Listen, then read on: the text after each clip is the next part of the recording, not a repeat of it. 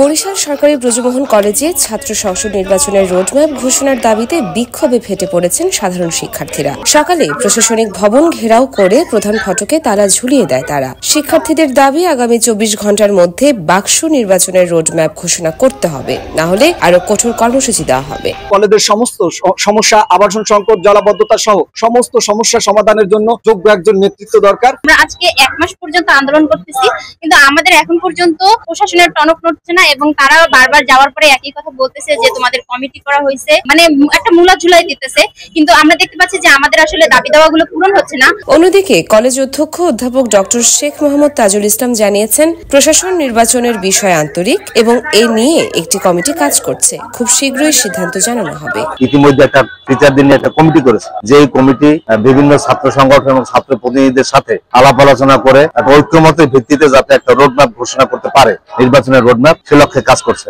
2003 সালের পর আর হয়নি বিএম কলেজে ছাত্র সংসদ নির্বাচন। দীর্ঘ 2 দশক পর শিক্ষার্থীদের একটাই দাবি, গণতন্ত্রের চর্চা ফিরিয়ে দাও ক্যাম্পাসে, আয়োজন করো বাক্স নির্বাচন।